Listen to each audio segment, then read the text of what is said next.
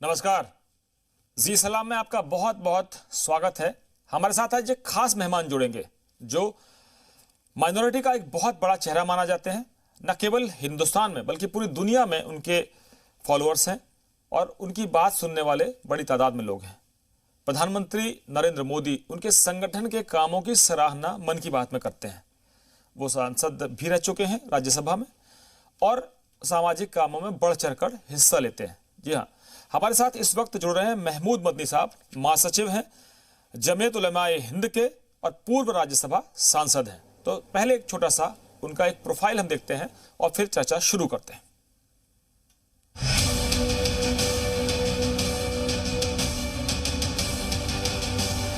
मौलाना महमूद मदनी जमीयत उलमाए हिंद के general secretary और हिंदुस्तान में मुसलमानों की क़यादत का बड़ा चेहरा माने जाते हैं। मुसलमानों के मसाइल बुलंद करने के लिए पार्लियामेंट में भी नुमाइंदगी कर चुके हैं। मौलाना साहब ने अपनी तालीम दारुल उलूम देवबंद से मुकम्मल की। अपनी समाजी, सियासी और दीनी खिदमात का आगाज जमीयत उलमाए हिंद के बैनर तले शुरू किया। मौलाना साहब तरक्की पसंद सोच और बेबाक बोल के लिए जाने जाते हैं। कौम के साथ साथ मुल्क की तरक्की के लिए सरकर्दा रहने वाले मौलाना महमूद मदनी रेशमी रुमाल तहरीक के बानी और शेखुल हिंद मौलाना महमूदुल हसन के वारिस हैं और उन्हीं के नक्श कदम पर आगे बढ़ रहे हैं।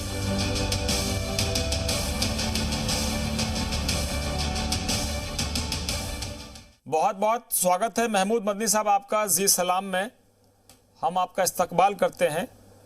आप एक ऐसे संगठन के नुमाइंदे हैं, महासचिव हैं, शुक्रिया। पूर्व राज्यसभा सांसद हैं आप। राज्यसभा में हमने आपकी तकरीरें सुनी हैं और अक्सर जब हम पार्लियामेंट कवरेज के दौरान आपसे मिलते थे तो आपको देखकर ये एहसास होता था कि माइनॉरिटी की तरक्की को लेकर आप कितने कंसर्न हैं। मैं आपसे जानना चाहता हूं कि आज के हालात में जब हम कोरोना को कह रहे हैं कि धर्म युद्ध नहीं है, किसी धर्म के साथ इसकी लड़ाई नहीं है, बल्कि ये वर्ल्ड वॉर है, विश्व युद्ध है, जहां पर दुश्मन आपका अदृश्य है, आप देख नहीं सकते। मदनी साहब क्या संदेश देना चाहेंगे उन लोगों को जो इस वक्त ये समझने में नाकाम रहे? देखिए, एक बात बिल्कुल क्लियर है कि जैसा कि आपने कहा भी कि ये ऐसा दुश्मन है जो छुपा हुआ है और कब कहाँ किस पर हमलावर होगा वो पता नहीं चलता। और फ़ौरन ये नहीं है कि नहीं पता चलता, बल्कि ऐसी सूरत है कि आप जनाब हो गया आपके ऊपर हमलावर और 15 दिन गुजर गए, आपको पता भी नहीं चला। समय गुजरने के बाद पता चलेगा और पता चलेगा तब तक हम कितने लोगों को नुकसान पहुंचा चुके होंगे। जो बहुत बहादुर बनते हैं, मैं उन लोगों से कहना चाहता हूं, भाई तुम अपने लिए तो बहादुरी कर रहे हो, लेकिन अपनी फैमिली को, अपने चाहने वालों को, अपने चहीतों को क्यों ख़तरे में डाल रहे हो? तो बिल्कुल दो टूक कहना चाहता हूं मैं ये कि ये मौका है होशियारी दिखाने का। होशियारी है सब्र में। सब्र ये है कि घर बैठ जाओ, बिल्कुल ज़रूरी हो तो जितनी ज़रूरत है उतनी देर के लिए निकलो और वरना अपने घर में बंद रहो। यही तुम्हारे लिए सबसे बड़ा नेकी का काम है आज की तारीख में। अगर नेकी करने का शौक़ है तो इससे बड़ी नेकी कुछ नहीं हो सकती कि आप घर में बैठें। अपने पड़ोसियों का ध्यान ज़रूर रखें, लेकिन घर में बैठ के। बिल्कुल। जो सरकार ने, जो सारे मेडिकल साइंटिस्ट दुनिया भर के इस बात पर मुत्तफिक हैं कि लापरवाही जो है वो मुसीबत ले आएगी, अपने ऊपर नहीं सिर्फ बल्कि अपने पूरे इलाके पर। ये मानवता के साथ घोर अपराध होगा अगर हमने इसको हल्के में लिया। मैं आपसे ये पूछना चाहता हूं कि 3 मई तक लॉकडाउन बढ़ा दिया गया है। 25 अप्रैल से रमज़ान का पवित्र महीना शुरू हो जाएगा और जो जिस तरह से आप देखते हैं कि रोज़ा इफ्तार होते हैं और कोरोना का कहर है, अब ऐसे में आप अपने समर्थकों को, अपने दर्शकों को, अपने देखने वालों को क्या कहेंगे कि क्योंकि प्रधानमंत्री ने कहा है कि जान है तो जहान है। इस बात पर सबका इत्तेफाक है कि इस वक्त कलेक्टिव कोई भी अगर जमा होकर के इकट्ठे होकर कोई भी काम किया जाएगा वो घातक हो सकता है। तो इसलिए सब लोगों को अपने अपने घर में अपने जो इबादतों का जो तरीक़े हैं उनको इख्तियार करें और जो करना है घर के में करें और घर में भी डिस्टेंस बना के रखें, एहतियात रखें। नमाज़ों में अभी तो जुमे की नमाज़ें भी बंद हैं, मस्जिद में बंद है, लोग ज़ोहर की नमाज़ पढ़ते हैं घर में, फिर वो जुमा नहीं होता बल्कि ज़ोहर की नमाज़ होती है अपने घर में। तो आप जो हैं उसमें ऐसी तरह से रोज़ा रखेंगे, इफ्तार भी घर में करेंगे, सहरी भी घर में खाएंगे, लेकिन बाहर नहीं निकलेंगे। तो ये एक एहतियात और इसके बचाव, एहतियात के अलावा कोई बचाव नहीं है इस बीमारी का, इस वायरस का। तो लोगों को इसको समझकर, जैसे लोगों ने जुमा छोड़ा है ऐसे ही लोगों से मैं ये अपील करना चाहता हूँ कि आप रमज़ान में जो बाहर निकलने का होता था, तरावी आप घर में पढ़ सकते हैं, 2 आदमी 3 आदमी इकट्ठे होकर के आप तरावी पढ़ लीजिए। इसी तरह नमाजें भी अपनी अपनी घर में पढ़िए, लेकिन बाहर मत निकलिए प्लीज़, ये मेरी रिक्वेस्ट है। और वरना तो फिर आप गुनह जो है जुर्म करेंगे अगर आप बाहर निकलते हैं या आपस में इस तरह से लोगों को जमा करते हैं, तो ये बड़ा जुर्म है, अपराध है। मदनी साहब, तो इससे हमने बचना होगा। बहुत सी हर हाल में तस्वीरें बचना देखी हैं, होगा। हिंदुस्तान के कोने कोने से तस्वीरें देखी हैं। इसने धर्म नहीं देखा है, दुनिया की तस्वीरें देखी है, इसने धर्म नहीं देखा। ब्रिटेन के प्राइम मिनिस्टर हों, ब्रिटेन के प्रिंस चार्ल्स हों, बिल्कुल, या कनाडा के प्राइम मिनिस्टर की पत्नी हो, जी, या ऐसे बहुत से लोग हैं जो इससे संक्रमित हो गए, डॉक्टर्स को अपनी जान गंवानी पड़ी।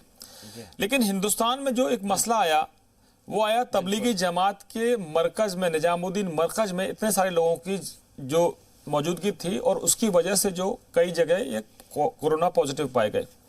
अब लोगों ने कहा साहब मौलाना साद जो हैं वो हिंदुस्तान के ना तो कानून को मानने के लिए तैयार हैं, ना हिंदुस्तान की सरकार की जो व्यवस्था थी कि भाई ये संकट है इसमें बता दीजिए, खुलासा कर दीजिए, वो भी तैयार नहीं है। उनको नोटिस दिया गया कि आप बताइए, वो कह रहे हैं हम सेल्फ आइसोलेशन में हैं। उनके जो समर्थक हैं वो कह रहे हैं कि ये हिंदू मुस्लिम बना दिया है। आप क्या कहेंगे, क्योंकि ये हिंदू और मुसलमान का सवाल नहीं है, सवाल इस बीमारी से निपटने का है। नहीं कुछ, हाँ ठीक है, ये तो अब लॉ इन्फोर्सिंग एजेंसीज और ये सब देखेंगे।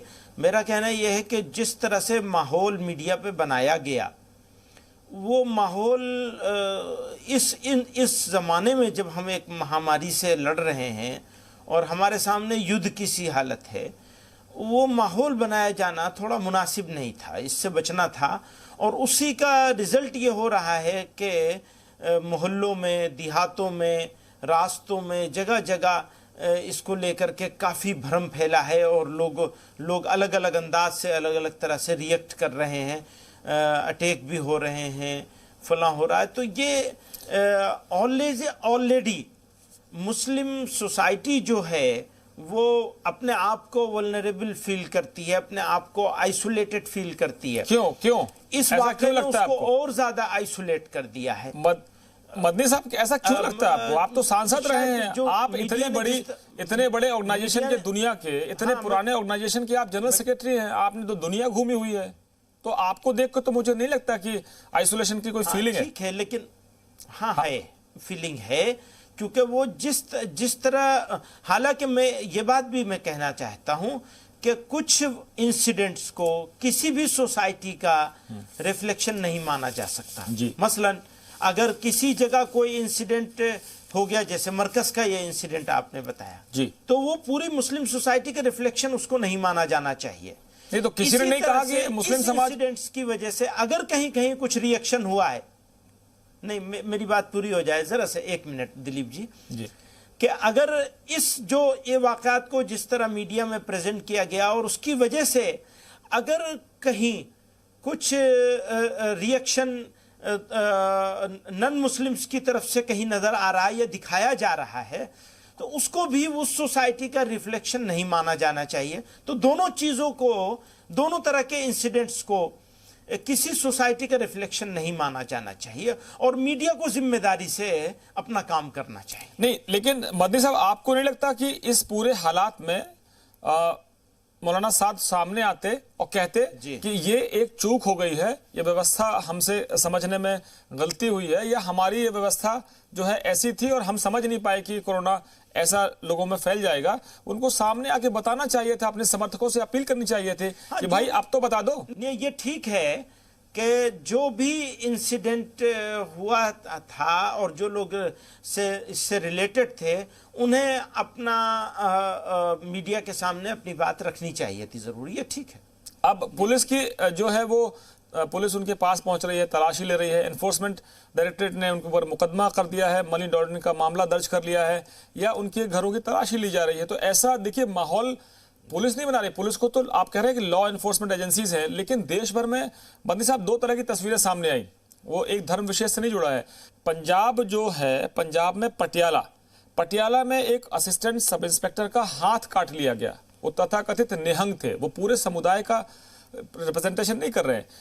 इंदौर में डॉक्टरों पर पत्थर फेंके गए, तो फिर इसके बदले में जो समाज के लोग जिम्मेदार नहीं भी थे, उन्होंने अपनी जिम्मेदारी समझते हुए अखबार में विज्ञापन देकर माफी मांगी और कहा कि हमारी कौम के कुछ लोगों ने गलती की है, हम शर्मिंदा हैं। एक मुस्लिम समुदाय के लोग जाते हैं और एक वृद्ध हिंदू महिला के अंतिम संस्कार में पूरी शिद्दत के साथ शरीक होते हैं और कहते हैं कि हमारा धर्म है, हमारा फर्ज है, क्योंकि ये हमारी पड़ोसी है, इनके बच्चे पहुंच नहीं पा रहे हैं। फिर उसी मुस्लिम समुदाय ने डॉक्टर्स पर फूल बरसाए। एक दिल को सुकून देती है, एक तकलीफ देती है। हाँ, ठीक बात है, वो ये चलता है। बात सिर्फ इतनी सी है कि मैं बहुत ही यानी शुरू से इस बात को कहता चला आ रहा हूं कि जो मेडिकल वर्कर्स हैं, डॉक्टर्स हैं, सुरक्षा कर्मी हैं, पुलिस वाले हैं, इसी तरह से सफाई कर्मचारी हैं, ये लोगों का तो हमारे ऊपर बड़ा एहसान है, बड़ा उपकार है। हम लोग पूरे देशवासी लोगों को इनको आला दर्जे का, ऊंचे दर्जे का सम्मान देना चाहिए। और अगर हम सम्मान नहीं दे सकते हैं किसी वजह से, तो अपमान करने का तो हरगिज कोई अधिकार नहीं है हमारे पास। और ये तो उससे भी आगे कि आप हमला कर देंगे, चाहे मुरादाबाद का वाकया हो, चाहे मेरठ का हो, चाहे टोंक का हो, कहीं का भी वाकया हो, इंदौर का हो, तो हमारे लिए तो बहुत शेमफुल है ये। इससे ज्यादा शर्म की क्या बात हो सकती है कि जो लोग हमारे लिए अपनी जान जोखिम में डालकर लड़ाई लड़ रहे हैं, डॉक्टर से ज्यादा तो वल्नरेबल अपनी जान को हथेली पे लेके घूमने वाला कोई हो ही नहीं सकता। मेडिकल प्रोफेशन से रिलेटेड जो लोग फ्रंट लाइन में काम कर रहे हैं, तो हमें तो इनके लिए और भी बहुत कुछ करना चाहिए, सोसाइटी को करना चाहिए। खाली सरकार की रिस्पॉन्सिबिलिटी हो, छोड़ दिया जाए ऐसे मौके पे, ये नहीं, बल्कि हमें सबको मिलजुल कर। देखिए, मैं एक बात और कहना चाहता हूं, ये लड़ाई मिलजुल के लड़ी जाएगी और ये लड़ाई अलग अलग करके नहीं लड़ी जा सकती, मिलजुल के लड़ी जानी चाहिए।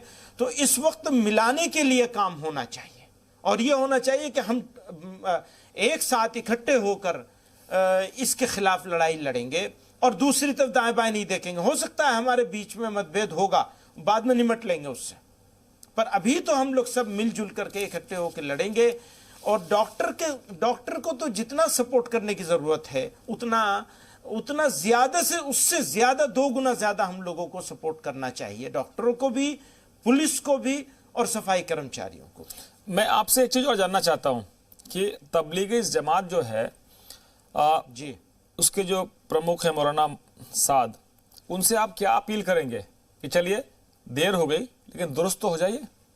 नहीं, मैं ये कह रहा हूं कि इस वाक़े को हुए बहुत दिन गुजर गए और आप लोगों ने इसको हॉट केक बना करके बेच लिया है। अभी छोड़ दीजिए कुछ दिन के लिए। नहीं, हमने तो मामला निमट जाएगा उसके बाद सब कर लीजिएगा।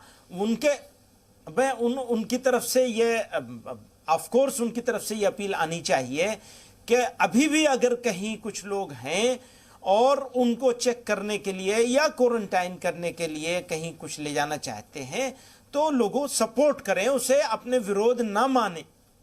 पब्लिक को ये कहना चाहिए, हम सब लोगों को कहना चाहिए, ये हमारा विरोध नहीं है बल्कि हमारा सपोर्ट है। ये लोग हमारी मदद करने आए हैं कि अगर हमारे में कुछ इसके संक्रमण के या इसके कुछ असर है तो कम से कम हम दूर हो जाएंगे, तो हमारे बच्चे तो बच जाएंगे, फैमिली तो बच जाएगी। तो ये एक कोशिश जो है, इस कोशिश को कामयाब करना है। जब तक चेन कटेगी नहीं, अगर नहीं कटी है चेन खुदा न खास्ता, तो ये तो इसका हमें बहुत बुरे दिन देखने पड़ सकते हैं। उस बुरे दिन से मदनी साहब, अपना करके तो मदनी कलेजा साहब, मुंह को आता है, मदनी साहब, मैं सोच भी नहीं सकते हम। जमीयत उलेमा हिंद की, आपके संगठन से जुड़े हुए तमाम वो लोग जो काम करते हैं, और मुझे क्या सर्टिफिकेट देने का अधिकार है, देश के प्रधानमंत्री ने जो आप लोगों के संगठन ने गुजरात में काम किए हैं उसकी तारीफ मन की बात में की थी उन्होंने। हम आपको सर्टिफिकेट देने का अधिकार नहीं रखते, लेकिन मैं आपसे एक पूरी विनम्रता के साथ कह रहा हूं कि जैसे आपने कहा कि हमने हॉट केक बनाकर बेच लिया, आप कैमरे के उस पार है, मैं कैमरे के सामने हूं, पूरी विनम्रता से कह रहा हूं, पूरी विनम्रता से कह रहा हूं कि मैंने आपको आमंत्रित इसलिए किया है कि आपकी बात लाखों करोड़ों लोग सुनते हैं, चाहे वो माइनॉरिटी के हों, चाहे दुनिया के किसी भी और भी धर्म के दूसरे लोग भी हों, क्योंकि आपका एक अलग पहचान है। मैं आपसे कह रहा हूं कि अगर आप हमारी जगह होते तो क्या करते हैं? जी, मैं आपको तकलीफ पहुंची है, मैं अपने अल्फाज वापस लेता हूं, मैं उसके लिए माफ़ी भी चाहता हूं, कोई बात नहीं है। आपको मैं तकलीफ पहचाना मकसद नहीं था बिल्कुल भी, और आप अपने दिल में मत लीजिए। आपके साथ मेरा एक दोस्ती का भी तो है ना तिवारी जी, तो इसलिए आप उसको बुरा मत मानिए। और मैं सिर्फ इतनी बात कहना चाहता हूं, ये वक्त हम लोगों को साथ मिलकर लड़ने का है, हम लोग साथ मिलकर के लड़ लें। वो एक इंसिडेंट हो गया। देखिए, एक बात और बताऊंगा, मैं किसी के सपोर्ट में नहीं, बल्कि एक बात है, हमने लॉकडाउन हमारे देश ने क्यों किया, और एकदम लॉकडाउन करने का फैसला बहुत ही सही टाइम पर किया गया। वो क्यों किया गया? चेन तोड़ने के लिए, आइडेंटिफाई करने के लिए, लोगों को बचाने के लिए आपने लॉकडाउन किया। एक शानदार कदम था, उसके लिए सरकार को, प्राइम मिनिस्टर को, कैबिनेट को, सबको जितनी बधाई दी जाए, शुक्रिया अदा किया जाए, बधाई से ज़्यादा शुक्रिया दिल से अदा किया जाए, वो कम है। उसके बाद तबलीगी जमात के सेंटर से और सेंटर से जुड़े हुए 25,000 से के करीब, पता नहीं फिगर आप ही लोगों से पता चली है, हो सकता है ऊपर नीचे हो कुछ, लोगों को क्वारंटाइन किया गया। ये सारी जो एक्सरसाइज हुई है, ये एक्सरसाइज होने का भी हमको, हमारी कम्युनिटी को और देश को, तीनों को फायदा हुआ। अगर किसी वजह से लॉकडाउन ना होता तो इसका पता भी नहीं चलता जी। तो हम कामयाब हो गए, यानी मेरा देश की सरकार कामयाब हो गए, हम नाकाम नहीं हुए हैं। वरना पता भी नहीं, पता चल गया, उनको क्वारंटाइन कर लिया गया, जो पेशेंट्स थे आइडेंटिफाई कर लिए गए, और जो कहीं, अगर अब आगे की बात मैं कह रहा हूं कि जो अगर कहीं रह गए हैं इत्तेफाक से, उन्हें खुद आगे आना चाहिए, जिन्होंने विजिट करी है, या जिनके पास मैं तो ये कहता हूं 25 फरवरी के बाद से या और भी पहले की डेट कर ली जाए, जो लोगों ने यहां विजिट करी है या यहां से विजिट किए हुए लोगों से जो लोग मिले हैं, उन्हें खुद से आगे आना चाहिए, आगे आके कहना चाहिए भाई हमारा टेस्ट कर लो, चेक कर लो, हमारे सिम्टम्स देख लो, जरूरत हो हमें क्वारंटाइन कर लो। और मैंने सरकार से बार बार ये ऑफर की है, चीफ मिनिस्टर उत्तर प्रदेश साहब से भी कहा है, गृह मंत्री साहब को भी ये बात पहुंचाई है कि और भी सरकार के जो इदारे हो सकते हैं, बड़े लोग हो सकते हैं, कई लोगों तक ये बात पहुंचाई है मैंने कि जहां क्वारंटाइन सेंटर बनाए जा रहे हैं, वहां पर एनजीओस को खाने पीने और दूसरी सुविधाओं के अरेंजमेंट के लिए अगर इन्वॉल्व कर दिया जाए तो एक तो सरकार का बोझ कम हो जाएगा, और समाज सेवी संस्थाएं अगर आगे आ जाएंगी तो लोगों की शिकायत भी थोड़ी सी कम हो जाएगी। तो ये एक, इसको टोटलिटी में अगर आप देखेंगे तो हमें मिलजुल के काम करने की, जिसको मैं बार बार कहता हूं, खाली सरकार के भरोसे छोड़ दिया, क्वारंटाइन सेंटर में खाना, चाय, ये वो, सफाई, जो कुछ भी इंतजाम है वो सब सरकार करे, सरकार की तो जिम्मेदारी है, उसे करना भी चाहिए, लेकिन हम लोगों को साथ ले ले। तो ये मैं ऑफर कई मर्तबा कर चुका हूं। तो अभी तक कोई रिस्पॉन्स नहीं आया आपके पास? जल्द ही इसके ऊपर कोई फैसला भी होगा अभी तक, लेकिन वो इसको इन प्रिंसिपल एग्री हो गए हैं कि हाँ ये ठीक मशवरा है। अब उसमें क्या होगा कि जो मेडिकल गाइडलाइन है उनको तो तोड़ नहीं सकती ना सरकार, वरना तो और दूसरे सवाल खड़े हो जाएंगे। तो वो देख रहे हैं कि गाइडलाइन को भी टूटने न दिया जाए और कैसे जोड़ लिया जाए समाज सेवी संस्थाओं को। तो मैं समझता हूं कि हफ्ते 10 दिन में कुछ इसके ऊपर फैसला हो जाएगा। ये फैसला अगर जितना जल्दी हो जाए और हम लोग कुछ कुछ काम करने लगे तो और आसान हो जाएगा। एक और मेरा सुझाव है जी, वो ये है कि जहां इंफॉर्मेशन मिलती है और पुलिस मेडिकल ऑफिसर्स को, डॉक्टर्स को लेकर पहुंचते हैं, तो वहाँ के जो लोकल रिलीजियस लीडर्स हैं और सोशल लीडर्स हैं, पॉलिटिकल नहीं, रिलीजियस और सोशल लीडर्स हैं या वर्कर्स हैं, उनको कॉन्फिडेंस में लिया जाए और उनको साथ लेकर या उनको भेजकर उनकी मदद से ये काम किया जाए, तो अफवाह फैलाने वालों को मौका नहीं मिलेगा। बहुत तरह तरह की अफवाहें चलाई जा रही हैं, वो इंजेक्शन लगा के तुम्हें कोरोना दे देंगे, तुम्हें ये कर देंगे, तुम्हें वो कर देंगे। लोग डर जाते हैं और डर के रिएक्ट कर देते हैं, जिहालत में या नादानी में या अफवाहों में आकर। तो इसको भी अगर कर लिया जाए कि डिस्ट्रिक्ट, बहुत जगह डिस्ट्रिक्ट एडमिनिस्ट्रेशन ने ऑलरेडी किया है ये और कामयाब हुआ है। अब देखिए ये 3-4 इंसिडेंट हुए हैं पुलिस पर हमले करने के, लेकिन 700 से ज्यादा जगहों पर पुलिस ने लोगों को क्वारंटाइन करके ले गए हैं, कभी दिन में और कभी रात में। वो अच्छे से लोग चले गए। हो सकता है ज़बानी किसी ने कहा भी होगा, भाई ऐसा भी मेरे पास है कि रात में पहुंचे पुलिस वाले, लोगों ने कहा भैया औरतें बच्चे बताइए कैसे जाएंगे रात में। पुलिस वालों ने कहा अच्छी बात है, आप सो जाइए, हम सुबह आएंगे। तो ये एक आपस में एक तालमेल बना करके अगर काम किया जाएगा तो मैं समझता हूं ऐसे इंसिडेंट्स को हम आराम से रोक सकते हैं। फिर भी जो इंसिडेंट हो रहा है ये पूरी मुस्लिम कम्युनिटी के लिए बहुत ही शेम की बात है। मदनी साहब, एक और आपके जरिए संदेश जाए, क्योंकि जी आपकी आवाज काफी लोग सुनते हैं, कि एक ऐसे भी तर्क दिए जाने लगे हैं कि ये केवल हमको बरगलाने की कोशिश है या हम पर इस तरह के मतलब दबाव बढ़ाने की कोशिश है, लॉकडाउन के बहाने हमको दबाया जा रहा है। मैं आपसे जानना चाहता हूं, और ये भी कहा गया है कि ये मुस्लिम धर्म के मानने वालों को, खुदा की इबादत करने वालों को हो ही नहीं सकता ये कोरोना। तो आप इस पर लोगों को क्या संदेश देना चाहेंगे कि भाई ये तो पूछ के नहीं आ रहा है, बता के नहीं आ रहा है? तो ये बहुत साफ है और इस पर इस देश के सारे उलमा, हर स्कूल ऑफ थॉट के, हर सेक्ट के उलमा इस बात पर मुत्तफिक हैं, एक ग्राउंड पर हैं। और वो सब मिलकर के ये अपील कर रहे हैं जोर से सबसे कि देखिए आपको एहतियात करनी लाजिम है। खुदा ने एक निज़ाम बनाया है, उस निज़ाम से बाहर जो निकलेगा वो उसका अंजाम, उसको तकलीफ उठानी पड़ेगी।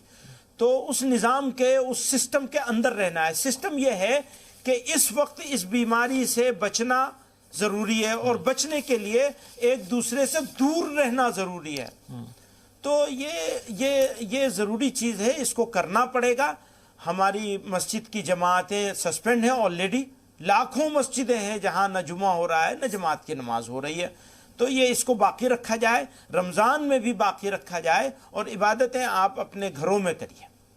अल्लाह ताला तो हर जगह मौजूद है, वो देखने सुनने वाला है। ये भी कहता हूं आप कोई भी नेकी का काम करने के लिए अगर इस बैरियर को तोड़ेंगे तो आप नेकी नहीं करेंगे, गुनाह करेंगे, जुर्म करेंगे, और ऐसा जुर्म जो काबिल माफी नहीं है। आप दूसरे को तकलीफ में मुब्तला कर रहे हैं, महमूद मदनी साहब मुसीबत में डाल रहे हैं, जान खतरे में डाल रहे हैं लोगों की। आपके संगठन की तो प्रधानमंत्री तारीफ करते हैं, और तबलीगी जमात जो संगठन है जिसका अपना एक काम करने का तरीका है, और अगर आप इसको व्यक्तिगत न लें और आप ये ना सोचें कि हम कोई इसको धर्म के खांचे में बांट रहे हैं या उनको हम कोई अपनी तरफ से हमने सजा सुना दी है, या हम कानून हैं या हम जज हैं या हम अदालत हैं। आपकी तरफ से, आपके संगठन की तरफ से कभी कोई बातचीत उनसे हो पाई है? क्योंकि सुप्रीम कोर्ट में भी पिटीशन फाइल की गई थी, कहा गया था कि मीडिया उनकी इमेज को या इस संगठन को ऐसे पेश कर रहा है, उनकी बदनामी कर रहा है। लेकिन सुप्रीम कोर्ट ने अपने जो ऑब्जर्वेशन थे वो आपके सामने है, आपके पास होंगे, सब लोग जानते हैं। आप क्या इस पर टिप्पणी करना चाहेंगे कि ये मसला ना तो किसी धर्म विशेष से लड़ाई का है, न किसी ने आपको कभी तो कोई, आज तक तो हम लोगों ने मीडिया में कभी तबलीगी जमात और मरकज के बारे में, मौलाना साहब के बारे में हमने कभी कोई जिक्र नहीं किया था, ना उनको कोई हम इस तरीके से पेश कर रहे थे कि उन्होंने कोरोना लाके पूरे हिंदुस्तान में फैलाया है। लेकिन कुछ चीजें हैं जो प्रोटोकॉल को, एसओपीज को आपको फॉलो करना पड़ेगा। तो आपके संगठन से उनके नजदीकी संबंध है।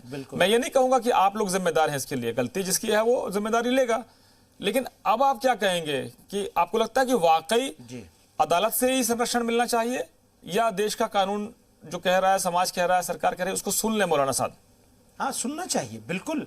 समाज और देश, देखिए कोई भी किसी भी सोसाइटी में रहने वाले लोग अगर अपने आप को समाज से और देश के कानून से ऊपर समझेंगे तो ये कैसे चलेगा? ये तो हो ही नहीं सकता।